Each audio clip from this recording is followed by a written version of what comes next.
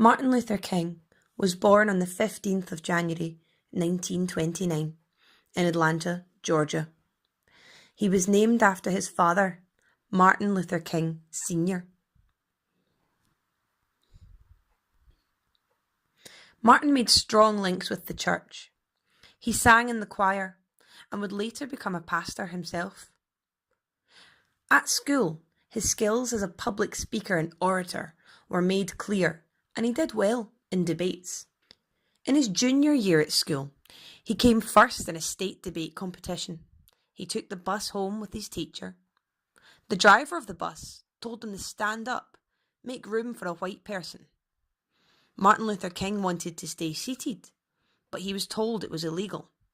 He said it was the angriest he'd ever been in his life.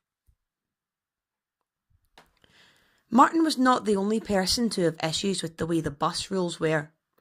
In 1955 in Montgomery, two women, Claudette Colvin, who was only 15 years old, and Rosa Parks, refused to get off the bus. This sparked the Montgomery bus boycott, which King was heavily involved. In 1958, on the 20th of September, Martin Luther King had written a book called The Stride Towards Freedom. He was doing a book signing at a department store called Bloomstein's in Harlem when Azola Curry stabbed him using a letter opener, 2 inches from his heart. Martin Luther King was rushed to hospital and his emergency operation saved his life.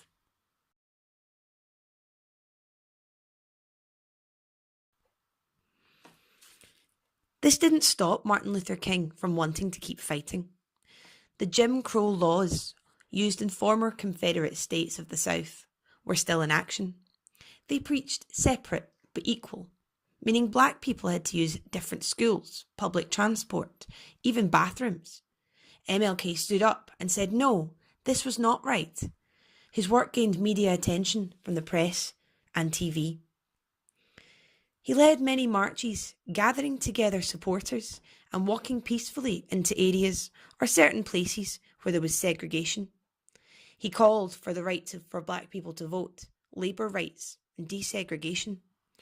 But this was often met with violence from police or local militia. In 1963 in Alabama, at a town called Birmingham, the protests escalated as Martin Luther King and others grew frustrated. He called for mass occupation of public space, marches, sit-ins, in order to create a situation so crisis-packed that it will inevitably open the door to negotiations. In 1963 in Washington, Martin Luther King stood in front of the iconic Washington Monument to a crowd of thousands, and he gave the "I Have a Dream" speech.